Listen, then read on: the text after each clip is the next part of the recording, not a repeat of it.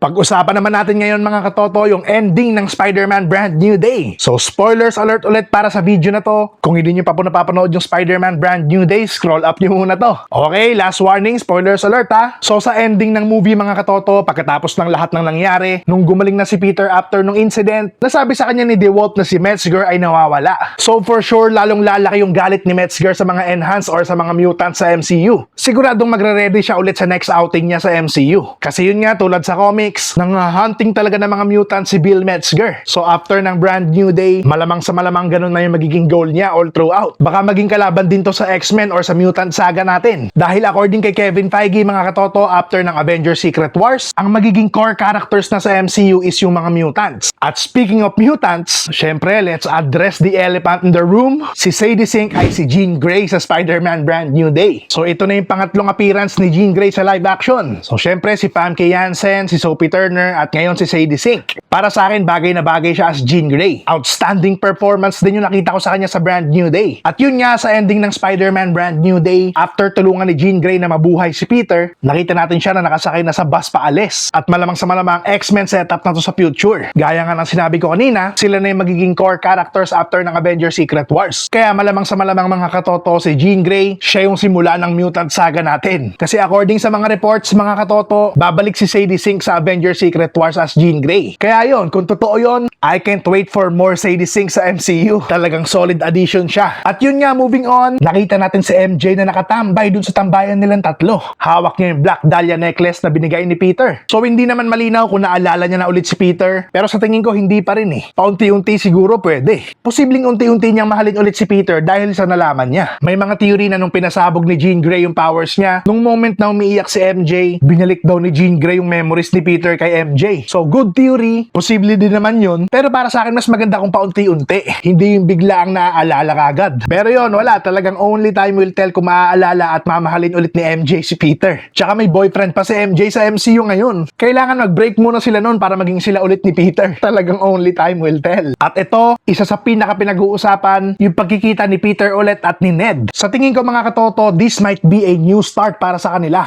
At di ba nalaman ni Ned na Peter yung pangalan ni Spider-Man nung sinigaw ni MJ nung magkakasama sila? At yon, ginawa nila yung handshake nila. So paano kaya naaalala ni Ned yung handshake? Yun nga, para sa akin hindi totally naaalala ni Ned lahat kagad. Sabi nga ng maraming fans, pwedeng muscle memory to. Para sa akin naman, parang pwedeng deja vu moments. Di ba parang may mga moments tayo minsan na alam na natin to, nagawa na natin to, parang nangyari na to, tas nangyayari siya ulit sa totoong buhay, tapos alam na natin yung i-respond dun sa mangyayari. So sa tingin ko, pwedeng ganun yung nangyari kay Ned dito. Siguro may something pa rin sa katawan or sa memory niya na pwedeng magpaalala kay Peter. Pero sa tingin ko, yung pagbanggit ni Ned ng Peter dun sa dulo, hindi bumalik lahat yung alaala niya. Sa tingin ko, ang naalala niya is Peter yung pangalan ni Spider-Man dahil sinigaw nga ni MJ. So mula dito, pwede niyang pagtagpiin yan. Pwede niya ulit madiscover na yung Peter na to ay si Spider-Man din. Kumbaga, madidiscover niya sa sarili niya. Hindi basta-bastang mawawala na lang yung spell ni Doctor Strange. Pero kung ako yung tatanungin niyo, mas okay niyang sinabi na sana ni Peter kay Ned eh. Sa tingin ko, may intindihan din naman siya ni Ned. Pero yon, kayo, anong masasabi niyo sa ending ng Spider-Man Brand New Day? Unti-unti na bang maaalala ni MJ at ni Ned si Peter? Sa tingin niyo, paano biglang naalala ni Ned yung handshake nila ni Peter? Kumusta para sa inyo si Sadie Sink as Jean Grey? Sino pa kaya yung ibang mutants na makikita natin alongside Jean Grey? I-comment nyo na lahat ng naiisip nyo. Anong thoughts nyo mga katoto? Follow for more Marvel theories and updates. Let's go!